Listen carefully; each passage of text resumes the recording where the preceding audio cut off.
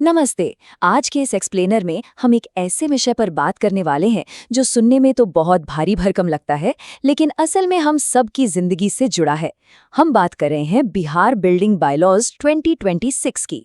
अब आप सोच रहे होंगे कि ये क्या नया कानूनी पचड़ा है, लेकिन बिल्कुल चिंता मत कीजिए। आज हम इसे इतने आसान और मजेदार तरीके से समझेंगे कि कोई 5वीं क्लास का बच्चा भी इसे सुनकर कह उठेगा, अच्छा तो ये बात है। जरा एक पल के लिए कल्पना कीजिए, आपको अपने सपनों का घर बनाना है। आपने सरकार को अपना नक्शा दिया और सरकार ने बिना महीनों तक आपको इंतजार करवाए तुरंत कह दिया, ठीक है भाई, सब बढ़िया है, तुरंत काम शुरू करो। क्या ये किसी सपने जैसा नहीं लगता? महीनों तक सरकारी ऑफिस के चक्कर काटने का वो सिरदर्द अब सच में खत्म होने वाला है। तो चलिए समझते हैं कि आखिर ये जादू हो कैसे रहा है। पहले क्या होता था, घर या दुकान का नक्शा पास करवाने में हफ्तों महीनों लग जाते थे, ऑफिस के अंतहीन चक्कर।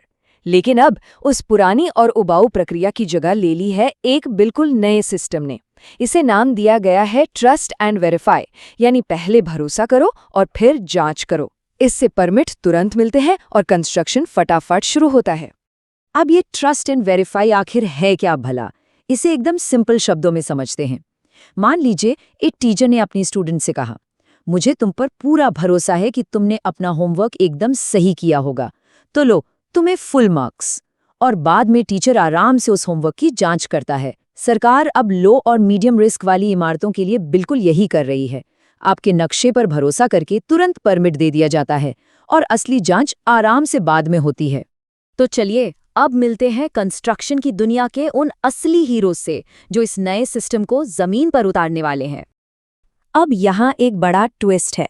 एक आर्किटेक्ट का काम अब सिर्फ कागज पर सुंदर डिजाइन या चित्र बनाना नहीं रह गया है, बिल्कुल नहीं। नक्शा बनाने, कमरों की सही जगह तय करने और हवा रोशनी का ध्यान रखने के साथ साथ अब उनकी जिम्मेदारी बहुत बढ़ गई है।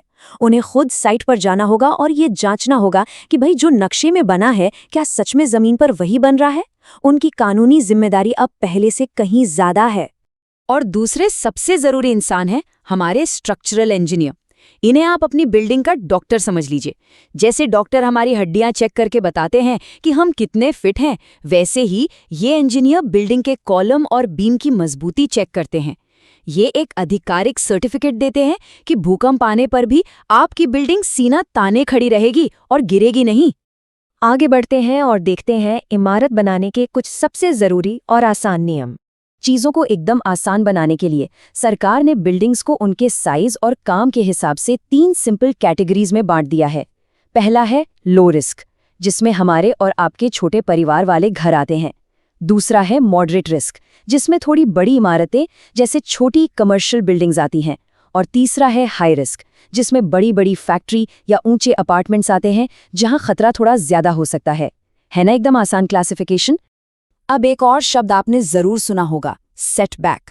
कई लोगों को लगता है कि ये बेकार छूटी हुई जमीन है, लेकिन नहीं, ये इमारत और मुख्य सड़क के बीच छोड़ी गई वो अनिवार्य खाली जगह है जो किसी भी बिल्डिंग की जान होती है। इसी जगह से तो गाड़ियां आसानी से निकलती हैं, कमरों में ताज़ी हवा आती है और सबसे ज़रूरी बात, किसी इमरजेंसी में फायर ब्रिगेड की गाड़ियां आसानी से अंदर तक पहुंच पाती हैं। और हाँ, जब बात इमरजेंसी की आती है ना, तो फायर सेफ्टी सबसे ऊपर है। सरकार ने साफ कर दिया है कि इसमें कोई ढील नहीं दी जाएगी। जरूरी सीढ़ियां, सुरक्षित बाहर निकलने के रास्ते और वो खुली जगह हैं, इनसे कोई समझौता नहीं हो सकता, क्योंकि जब आग लगती है तो यही चीजें सुनिश्चित करती हैं कि फायर ट्रक्स अंदर जा सकें और लोग सुरक्षित बाहर आ सकें। ये जान बचाने का सवाल है। तो अब आते हैं सबसे जरूरी मुद्दे पर। ये वेरिफिकेशन प्रोसेस आखिर काम कैसे करता है? परमिट मिलता कैसे है? यहीं पर एंट्री होती है थर्ड पार्टी आर्किटेक्ट की। ये कोई आम लोग नहीं होते, बल्कि सरकार द्वारा लाइसेंस प्राप्त बेहद अनुभवी प्रोफेशनल्स होते हैं। आप इन्हें कंस्ट्रक्शन के खेल का अंपायर कह सकते हैं। पहले जो काम सरकारी बाबू ऑफिस में बैठकर करते थे, अब ये आर्किटेक्ट वो भारी भरकम काम खुद साइट पर जाकर चेक करते हैं, नक्शे मिलाते हैं और अपनी पक्की रिपोर्ट सरकार को देते हैं। और यहाँ इस नंबर पर गौर करना बहुत जरूरी है। नंबर 10। सरकार किसी को भी राह चलते थर्ड पार्टी आर्किटेक्ट नहीं बना देती। इस बहुत बड़ी जिम्मेदारी को उठाने के लिए किसी भी प्रोफेशनल के पास कम से कम 10 साल का सॉलिड एक्सपीरियंस होना ही चाहिए, मतलब एकदम मंझे हुए खिलाड़ी। तो ये अंपायर साहब यानी आर्किटेक्ट फील्ड में जाकर करते क्या हैं? प्रोसेस बहुत ही तेज है। स्टेप 1, वो जमीन और सड़क के रास्ते की अच्छी तरह जांच करते हैं। स्टेप 2, प्लॉट का इंच टेप से बिल्कुल सटीक नाप लेते हैं। स्टेप 3, सबूत के तौर पर हर एंगल से फोटो खींचते हैं। और लास्ट में स्टेप 4, वो एक एकदम परफेक्ट त्रुटिहीन वेरिफिकेशन रिपोर्ट सबमिट कर देते हैं। बस परमिट का रास्ता एकदम साफ। लेकिन ठहरिए, एक और बहुत जरूरी बात। मान लीजिए आपकी बिल्डिंग बनकर तैयार हो गई, क्या आप तुरंत अपना सामान लेकर उसमें शिफ्ट हो सकते हैं? बिल्कुल नहीं। उसके लिए आपको चाहिए एक ऑक्यूपेंसी सर्टिफिकेट। ये एक तरह का फाइनल एग्जाम है। ये सर्टिफिकेट इस बात का सबूत है कि बिल्डिंग में पीने का साफ पानी, बिजली, पार्किंग और फायर सेफ्टी सब कुछ एकदम अप टू डेट है। इसके बिना उस बिल्डिंग में रहना गैर कानूनी है।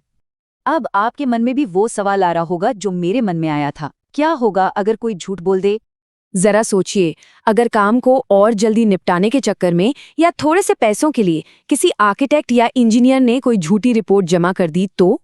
क्या इस सुपरफास्ट सिस्टम में कोई ऐसा लूप होल है जिसका लोग गलत फायदा उठा सकते हैं? सरकार इस सिस्टम को करप्शन फ्री कैसे रखेगी? और यहीं पर ट्रस्ट एंड वेरीफाई सिस्टम का सबसे कड़क रूप सामने आता है। अगर किसी भी प्रोफेशनल ने झूठ बोला या गलत जानकारी दी तो सरकार उसे छोड़ेगी नहीं। उसका लाइसेंस उसी वक्त कैंसिल, ऊपर से कड़ी कानूनी कार्रवाई और भारी भरकम जुर्माना। सीधे शब्दों में कहें तो एक झूठ बोला और उनका पूरा का पूरा करियर हमेशा के लिए खत्म। तो अगर हम इस पूरे एक्सप्लेनर का सार निकालें तो 2026 के ये नए नियम आम जनता के लिए एक सच्चा गेम चेंजर हैं। नक्शे अब बिजली की रफ्तार से पास होंगे, आपका कंस्ट्रक्शन तुरंत शुरू होगा, आपका कीमती समय बचेगा और सरकारी दफ्तरों का करप्शन काफी हद तक खत्म हो जाएगा। और सबसे अच्छी बात, जो ईमानदार और सच्चे प्रोफेशनल्स हैं उनकी इज्जत और मांग दोनों बढ़ेगी। आज के इस एक्सप्लेनर को हम एक बहुत ही पावरफुल सोच के साथ खत्म करते हैं। मजबूत इमारतें सिर्फ ईंट और सीमेंट से नहीं बनती, उन्हें बनाते हैं हमारे ईमानदार इंजीनियर और आर्किटेक्ट्स। कोई भी नियम तब तक सफल नहीं हो सकता जब तक उसे लागू करने वाले लोग ईमानदार न हो। क्या ये नया नियम सच में हमारे शहरों का भविष्य बदल पाएगा? ये सोचने वाली बात है। आपको क्या लगता है? आज के लिए बस इतना ही। नई चीजें सीखते रहिए और हमेशा जागरूक बनिए।